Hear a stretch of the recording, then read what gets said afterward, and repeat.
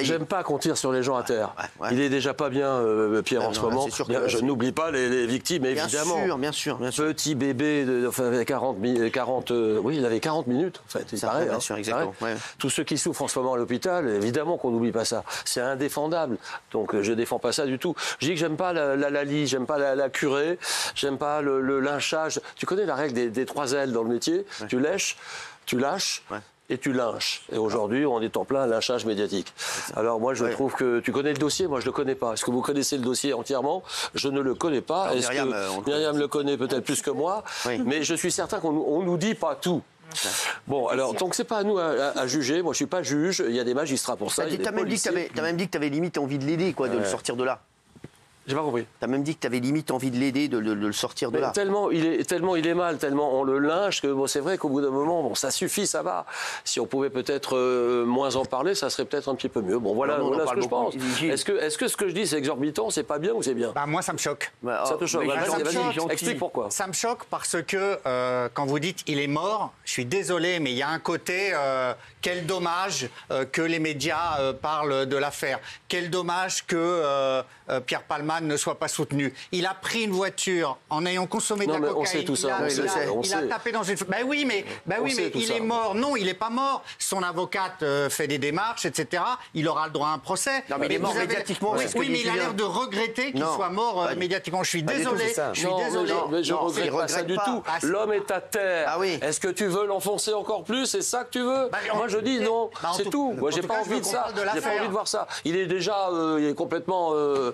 Tu vois, je veux dire, il est sa faute, Julien, pas bien en ce moment. Il le sait, mais c'est ce qu'il a dit. On le sait très bien, mais ça va. Bon, je crois qu'il a compris, on lui a donné le compte, on va pas aller plus loin que ça. On va pas faire ça tous les jours, tu vois. Moi, j'ai envie de le... j'aime pas ça, voilà. Non, mais j'aime pas le lynchage médiatique. C'est pas le tribunal médiatique. Les gens qui cèdent à l'émotion, j'aime pas ça. Oui. Non, mais moi, ce qui me gêne, c'est que vous le positionnez en victime. C'est-à-dire, quand vous dites qu'il est mort médiatiquement, j'ai envie de l'aider, ça veut dire quoi? C'est-à-dire que vous souhaiteriez qu'il revienne peut-être médiatiquement, c'est ça? Non, mais non. Bah, si. C'est pas, il n'a pas dit ça, il dit pas ça. Il dit pas ça. Il explique ce qu'il qu'il veut. Non, mais en fait, le problème de Julien, je comprends très bien ce qu'il veut dire, c'est que voilà, ce qu'il a fait, on l'a tous dit, c'est impardonnable, c'est voilà, on ne pourra pas faire ça. Les gens ont été blessés, c'est une horreur. Dit simplement, au bout d'un moment, fracasser un mec qui déjà est mort, est déjà mort. Voilà, c'est un peu too much. Après, je comprends que ça révolte beaucoup de gens parce qu'effectivement, ils ne comprennent pas le sens de ton positionnement. Dès que tu dis un mot, bien sûr, c'est ça. En revanche, là où dès que tu dis un mot, c'est épouvantable. Donc, c'est ça. Je te comprends. Jean-Michel, après, je te comprends. Guillaume, je comprends pas. Il y a une notion d'amis.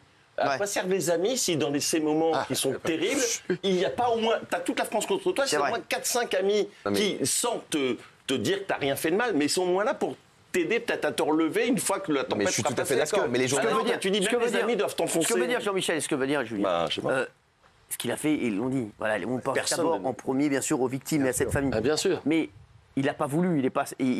C'est une conséquence de son état et de sa maladie. Mais tout le monde n'est pas ami de Pierre Palmade. C'est-à-dire que les journalistes ont le droit d'en parler. Ça soulève quand même des problèmes de société qui dépassent l'affaire Pierre Palmade, qui sont importants pour la société. Et moi, pardon, je trouve pas qu'on en fasse trop. On est très factuel. Il y a un débat en plus judiciaire sur le traitement de l'affaire. Tout le monde n'est pas l'ami de Pierre Palmade. Moi, que ses amis le défendent, ça me choque pas. En revanche, qu'on en parle à la télé, c'est normal. Pardon. Bien sûr. Oui, non, mais il n'y a pas une intention de s'acharner sur Pierre Palmade, l'homme.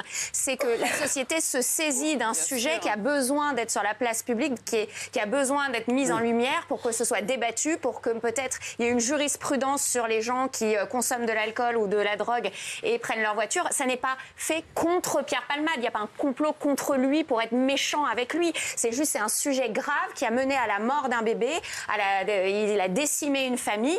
Et voilà. Et parce que c'est une célébrité, que ce soit Pierre Palmade, Madonna ou peu importe, on en parle parce que c'est une célébrité, mais ça concerne toute la société et c'est bien parce que ça va nous faire avancer en tant que société. Alors, je peux comprendre ce que vous dites, très bien, mais moi, je ne pense pas la même chose. Je dis que on en parle trop, c'est tout. Ça fait combien de temps qu'on est dessus? Depuis le premier jour, Cyril? Depuis le premier jour. Bon, parce que ça fait beaucoup d'audience, j'imagine, depuis le 10 février. Le 10 février. Bon... Oui, non, juste, tu dis que c'est factuel. Je ne suis pas d'accord avec toi. Ce qu'il a fait, encore une fois, c'est atroce. quand on parle de sa sexualité, de ce qu'il fait de ses nuits, de avec qui il couche, on va au-delà de. Je suis désolé. Pas du tout. Non, le chemsex, c'est le point de départ. Non, je parle pas du chemsex. Laisse-le finir. Quand on décrit ce qu'il fait dans sa vie sexuelle à lui, qui se tape un mec, deux mecs, trois mecs, excuse-moi, c'est son problème. Donc on est effectivement, je suis assez d'accord. Il y a aussi une espèce de voilà, ça a aussi un petit peu débordé de voilà l'homosexualité, de voilà. Mais oui, bien sûr, mais arrête, bien sûr que oui. Je dis pas encore une fois, on n'est pas là pour le défendre, mais ce que dit Julien, il faut aussi l'entendre. Tu le comprends. Il y a les côtés factuels et ça on l'a tous dit.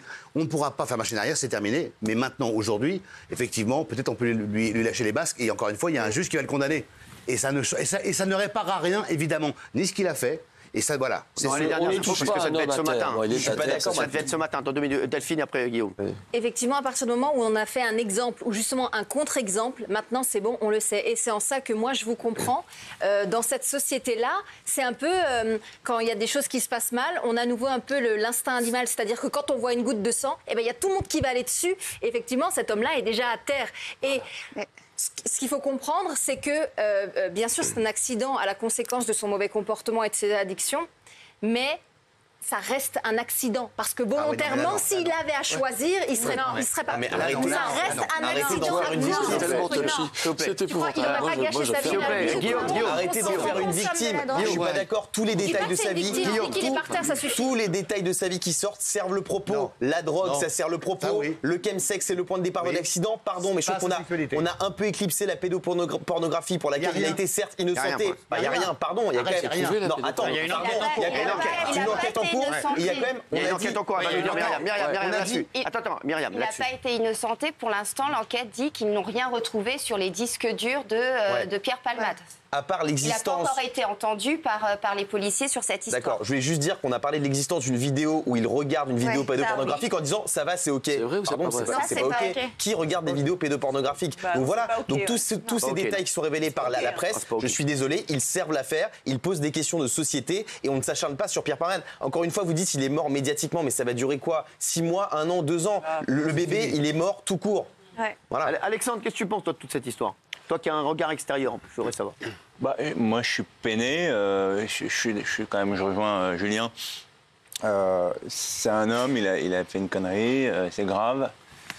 Maintenant, il y a un procès et terminé, quoi. Après, ce qui est comme Delphine qu'il voulait pas. Il n'a pas fait ça. Lui, s'il avait pu le choisir entre faire cet accident ou pas le faire, il n'aurait pas fait. Après, je trouve qu'il y a quand même une hypocrisie.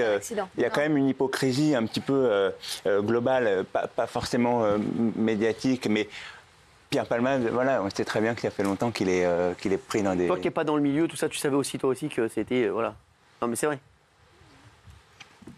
Tu savais que, oui, Géraldine. Moi, je comprends que la justice médiatique vous choque et qu'il y a une espèce de voyeurisme. Mais malgré tout, vous ne trouvez pas qu'il a été quand même le cobaye utile d'une sorte de fait divers comme ça, un peu extraordinaire, un peu exceptionnel, avec des vrais sujets de société ? La récidive. Comment se fait-il qu'il a un permis de conduire alors qu'on savait que c'était quelqu'un qui était sous emprise et qui consommait de la drogue ? Moi, ça me pose des problèmes, par exemple, de fonctionnement de la société. Vous comprenez ce que je veux dire ? Le chemsex, par exemple, moi, je ne savais pas ce que c'était. J'ai trouvé que c'était très important qu'on en parle, qu'on fasse de la prévention, on est écouté par les jeunes, qu'on dise pourquoi c'est grave, pourquoi c'est dangereux, pourquoi il y a des phénomènes d'emprise. Tous ces sujets de société, certes, ok, ça tombe sur lui, et ben c'est devenu un cobaye médiatique. Et oui, évidemment qu'on le pille. Mais malgré tout, voilà, c'est le revers de cette médaille tragique, en fait. En fait, c'est double peine et c'est triple peine. Jean-Marie, je sais. Toi qui as un pote de Pierre, en plus, quand tu entends Julien, tu bien peux sûr, on est en train tous de dire, toi, tu viens pour dire, faut plus en parler, mais en fait, on en parle, quoi. Bien sûr, que ça, quoi. Et que c'est vrai que... Après, il y a des rebondissements tous les jours. Oui, le temps. Je pense qu'il y a un truc très important, c'est qu'est-ce qui va se passer ? Qu'est-ce qui peut se passer ? Pour Pierre Palmade, qui a été mon ami. S'il consacre sa vie tout entière à essayer de réparer ce qu'il a fait, c'est-à-dire s'il consacre son énergie, son argent pour essayer, si Dieu veut que ces personnes récupèrent de la validité, il y a encore un petit trou de souris, mais peut encore peut-être s'en sortir s'il est d'une exemplarité formidable, c'est-à-dire de stopper net toute consommation de quoi que ce soit et de consacrer toute son énergie du matin jusqu'au soir à essayer de faire que les dommages collatéraux soient les moindres, quoi. Bon, il n'y a que comme ça qu'il pourrait récupérer un petit peu de... Moi, je suis désolé, mais je voulais répondre à Jean-Michel et à Julien. On peut être ami de Pierre Palmade, mais on a un devoir de silence. Je suis désolé. Je trouve choquant qu'on s'exprime publiquement en tant qu'ami de Pierre Palmade après ce qu'il a fait. Tous ses proches n'ont pas parlé. Non, pour moi, non. On ne peut pas parler publiquement. Tous ses habitués. Ils ont été exemplaires. C'est n'importe quoi. Je vous le dis. Tous ses proches que je connais très bien, arrête, ils ont tous dit la décence et le silence. Je parle de Julien. Julien, c'est pas un ami, Pierre Palmade. Il donne son avis comme nous tous ici. Il est comme nous. T'es à côté de la plaque, excuse-moi.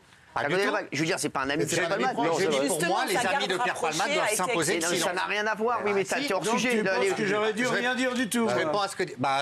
En tout cas, pas le défendre. Et Jean-Michel disait les amis. Je suis désolé. Je l'ai pas défendu, Gilles. Je suis désolé.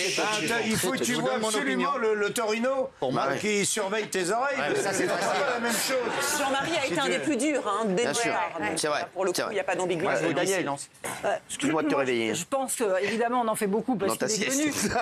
Mais il y a quand même eu, par exemple, une petite musique où on dit qu'il va peut-être se suicider, qu'il va falloir vraiment le protéger. S'il est en prison, il va falloir le protéger pour qu'il ne se suicide pas. Enfin, mais est-ce qu'on a pensé une seule seconde, ici dans cette salle, à la dame à qui on a rendu un enfant défiguré qui va avoir des opérations? C'est ce qu'on a dit au début. Est-ce qu'on a pensé qu'elle pouvait se suicider? Est-ce que quelqu'un va la protéger?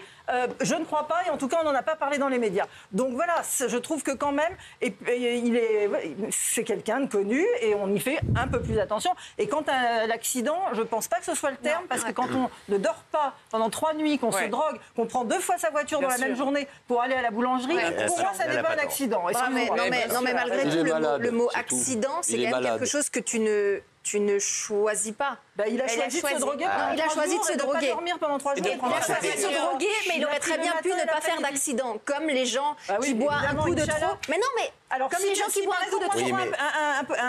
Un revolver. Et que je tire sur cette dame et que je la rate, donc j'ai rien fait, c'est pas grave. Non, parce que je l'ai raté. C'est pas ce qu'elle veut dire. C'est comme les gens qui boivent un coup de trop et qui rentrent de leur soirée en voiture et ils espèrent qu'il se passe rien. Il se passe rien. Et s'il se passe quelque chose, ils le voulaient pas. Bien sûr qu'ils le voulaient pas. Mais ils avaient quand même. Il faut penser avant. Bien sûr, c'est un accident. Delphine, pardon, mais on peut parler d'accident qui à moitié. Ce drame, il était quand même en partie prévisible. Et moi, ce qui me choque, c'est pas le traitement médiatique de maintenant, c'est le traitement médiatique d'avant. C'était pas prévisible. On avait ce mec qui se baladait sur des plateaux. Encore une fois, on a revu une archive il y a quelques années où il disait au calme, voilà, moi je me défonce, je fais des soirées, je fais du chemsex. Il s'en cachait pas sur les réseaux sociaux, sur les sites de rencontres. Il écrivait le premier message qu'il écrivait, chemsex. Voilà. Donc ça, c'était normal, c'était cool parce que c'est une célébrité, parce que c'est une star. Mais on la dit télé rien a été complice de ça un écorché vif. Évidemment. Donc au contraire, le traitement médiatique de maintenant, il rectifie et il dit aux gens que la drogue, non, c'est pas cool, c'est pas parce qu'on est une star qu'on a le droit de se défoncer et de faire n'importe quoi. La drogue, c'est de la merde, ça tue ceux qui en prennent et ça tue ceux qui croisent le chemin de ceux qui en prennent. Justement, on va parler des proches de Pierre Palmade. Après, Jean-Michel, tu vas me parler avec Myriam. Myriam, tu voulais déjà donner ton avis là-dessus. Après, tu vas nous donner les dernières infos. Non, juste, moi, j'aimerais qu'on me définisse ce que c'est que lynchage médiatique. Parce qu'en réalité, on ne fait que retranscrire les faits qui sont déjà extrêmement difficiles et accablants pour Pierre Palmade. Ce n'est pas du lynchage, on ne fait que relater des faits qui sont terribles et qui, malheureusement, sont à charge pour lui. Non, mais parler du feuilletonnage, c'est-à-dire jour après jour, on mais chaque jour, c'est pas quelque chose. Justement, aujourd'hui, il ne devait pas passer. Alors aujourd'hui, il devait passer devant. Il devait plaider. Le parquet a fait un référé détention pour que sa levée de liberté, que la liberté provisoire ne soit pas levée.